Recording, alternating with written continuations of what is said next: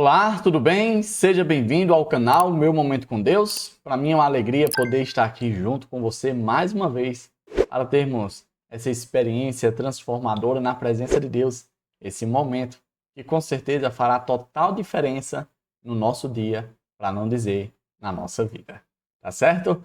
Antes da gente conhecer qual será o tema em que a gente vai, como algumas pessoas costumam dizer, trocar figurinhas, ou seja, conversar um pouco, eu quero primeiro convidar você a orar, né, a buscar a presença de Deus comigo em oração.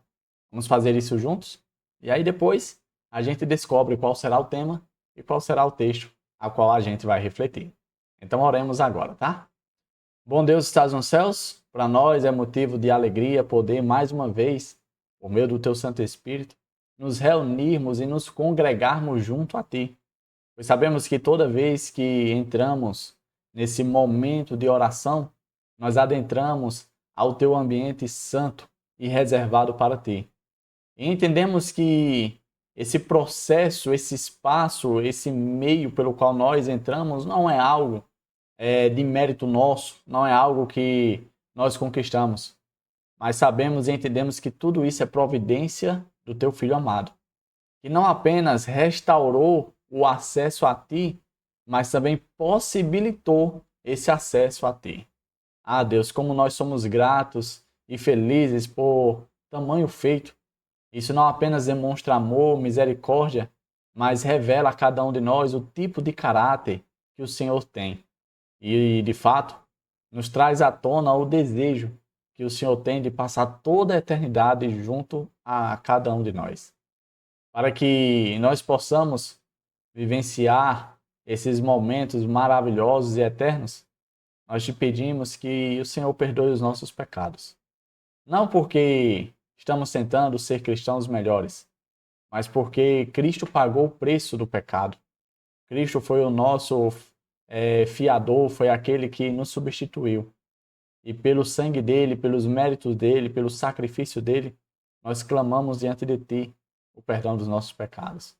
Fica conosco, dá-nos a presença do teu Santo Espírito, para que ele transmita aquilo que de fato o Senhor quer nos revelar nesse momento. É isso que nós te pedimos, pelo sangue de Jesus. Amém. Pois muito bem, o tema de nossa meditação de hoje é excessos. E aí, me diz aí, me conta nos comentários. Você é uma pessoa de excessos? Ou vou dizer uma outra palavra que podemos dizer são sinônimas. Você é uma pessoa exagerada? Às vezes a minha mulher olha para mim e diz: olha, tu é muito dramático, tu é muito exagerado. E aí a gente tem que dar aquela dosada, né, para não exceder os limites, para não ser uma pessoa exagerada. Vamos ver qual é o texto bíblico de hoje? Olha comigo no livro de Eclesiastes. Eclesiastes capítulo 7. E o versículo é o 16, que diz assim, ó: não sejas demasiadamente justo, nem exageradamente sábio, porque te destruirias a ti mesmo. Olha que verso interessante. Eu nunca imaginei que iria encontrar um verso me recomendando, me aconselhando a não ser demasiadamente justo e exageradamente sábio. Sabe aquele ditado popular que diz que tudo demais é veneno? Pois é. Até para as coisas boas não é recomendado. E um assunto que nós vamos abordar, que a meditação sugeriu para a gente conversar, é sobre o caso do otimismo. O otimismo é algo muito benéfico para a pessoa, para o ser humano. Porém, em excesso, ele causa sintomas de ansiedade. Uma pessoa que é otimista de forma exagerada, em excesso, é uma pessoa que também sofre crises de ansiedade. Davi, e o excesso para o outro lado? Ou seja, a ausência de otimismo. O que é que causa? Uma paralisia. Quando a pessoa não é otimista, ela passa a ser reconhecida como uma pessoa pessimista e ela acaba ficando paralisada, parada, porque na cabeça dela tudo vai dar errado, nada vai dar certo. Então, nem para um lado, nem para o outro, de forma moderada, de forma temperante. É o que eu e você precisamos ser. Agora, quando nós olhamos para a nossa realidade, a gente percebe que a nossa cultura, os dias atuais, ele não tem nos influenciado a sermos pessoas temperantes, moderadas, equilibradas. Eles têm nos forçado a viver de forma em excesso. Hoje é quase que obrigatório você ser otimista. Não, você precisa ser otimista porque se você não for, ninguém mais vai ser por você. Olha, se você não tiver um pensamento positivo, quem é que vai ter? E assim, de certo modo, a gente é forçado, empurrado, pressionado a ser uma pessoa otimista. Mesmo quando a gente percebe que as coisas estão indo de mal a pior. Sabe qual é o problema desse exagero, desse excesso? É que nós acabamos atraindo a responsabilidade do não sucesso das coisas a nós. Acabamos acarretando a ideia de que as coisas não deram certo porque nós não nos esforçamos, porque nós não fomos positivistas, porque nós não fomos otimistas, porque o problema estava em nós. E isso é bastante prejudicial. Isso é bastante danoso, principalmente para a saúde psicológica da pessoa, a saúde mental. Você sabia que por conta do exagero, por exemplo, até mesmo no trabalho, né? Olha que o verso no finalzinho diz o seguinte: porque tu destruirias a ti mesmo? Né? O excesso das coisas, até mesmo em coisas boas, acarreta em destruição própria. E de acordo com a OMS, né, que é a Organização Mundial da Saúde, eles relatam que as pessoas que têm vivido dessa maneira, trabalhando em excesso, fazendo as coisas de forma em excesso, essas pessoas têm perdido a vida.